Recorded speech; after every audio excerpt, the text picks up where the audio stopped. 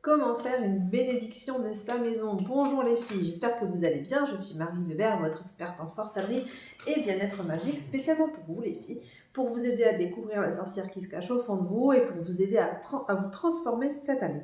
Alors aujourd'hui, on va parler de bénédiction de la maison parce que je trouve que c'est un sujet qui revient beaucoup. On me demande beaucoup ça sur les réseaux sociaux. Donc je me suis dit, bon, autant en faire une vidéo, même si elle est un peu courte. Parce qu'il y aurait plusieurs façons de faire, mais moi je trouve que la façon la plus simple quand on débute, c'est d'utiliser la myrrhe. Encore mieux avec de l'oliban. Mais si vous avez de la myrrhe, c'est déjà pas mal. Mais avant ça, je vous invite tout de suite à télécharger votre contenu gratuit. Juste en dessous, en description, c'est un livret qui est gratuit pour l'instant. C'est un guide de 33 conseils, phrases, astuces, outils à mettre en place dans votre quotidien pour vous transformer en sorcière cette année. Aussi, je t'invite aussi à t'abonner parce que chaque jour, j'essaye de te créer un nouveau contenu qui parle de sorcellerie, de cartomancie, de numérologie, bref, qui parle du monde invisible. Donc, si ça t'intéresse, si comme moi, tu es passionné du monde invisible, je t'invite tout de suite à t'abonner. Mais aujourd'hui, on va parler de bénédiction de la maison.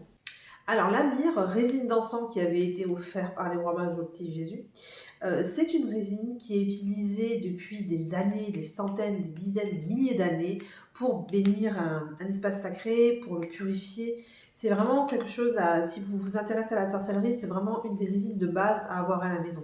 C'est un des must-have, hein, c'est indispensable. Pour moi en tout cas. Alors en Oudou, on dit toujours que rien n'est indispensable, mais quand même la myrrhe, c'est quand même important d'en avoir, hein. Alors, c'est un encens qu'on peut utiliser soit pour bénir, donc, soit pour purifier, soit en offrande. Quand vous faites des demandes particulières à des entités, n'hésitez pas à en mettre, sauf si vous connaissez les préférences de l'entité en question, hein, quand vous vénérez une entité ou quoi, souvent vous apprenez, vous allez vous renseigner, vous allez vous intéresser à toutes ses préférences. Mais si vous ne savez pas, je vous invite toujours à utiliser la myrrhe. Et encore mieux si vous l'utilisez en combo avec de l'oliban parce que ça va multiplier ses effets. C'est un peu le même effet que le cristal de roche. Vous voyez, ça va intensifier l'énergie, ça va intensifier vraiment les effets de cette combustion. Alors c'est un petit rituel tout simple, hein. Vous allez simplement allumer un disque de charbon. Vous allez l'allumer, vous allez le poser dans son encensoir ou dans quelque chose en céramique qui tient la chaleur.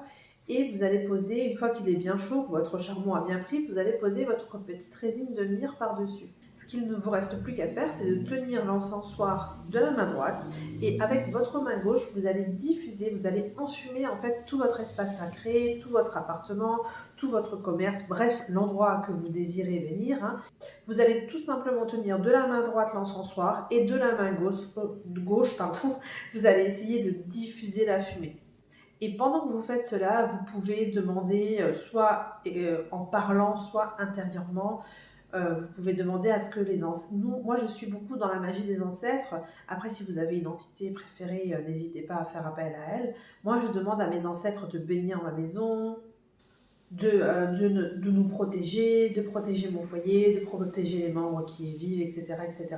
Tout ça, je le fais, quand il n'y a personne à la maison, je le fais en parlant, même en chantant, ça m'arrive, et quelquefois, je le fais intérieurement, ça dépend. Ça dépend aussi de comment je me sens intérieurement. Il y a des fois où on n'a pas envie d'extérioriser nos sentiments, d'autres fois où on pourrait les crier sur tous les toits. Donc c'est vrai que ça joue aussi. Et une fois que c'est fait, tout simplement, vous allez garder, moi je le mets sur mon autel, mais vous pouvez le mettre ailleurs dans votre maison si vous n'avez pas d'autel. Vous laissez finir la combustion de l'encens en résine sur son petit charbon, tranquillement. Vous laissez ça se balader tranquillement dans l'appartement. Et puis voilà, c'est tout. La bénédiction de votre maison est faite, rien de plus simple. Donc voilà, j'espère que cette vidéo vous aura plu. N'oubliez pas de télécharger votre guide gratuit en description. Donc ce sont 33 conseils, phrases, outils à mettre dans votre quotidien pour vous transformer en sorcière en 2023. Et si tu t'intéresses à la sorcellerie, au monde invisible, etc., n'hésite pas à t'abonner parce que chaque jour, je te crée une nouvelle vidéo, ou en tout cas j'essaye de sortir une nouvelle vidéo qui parle de ce sujet. Je te souhaite une belle bénédiction et je te dis à très vite. Ciao les moldus!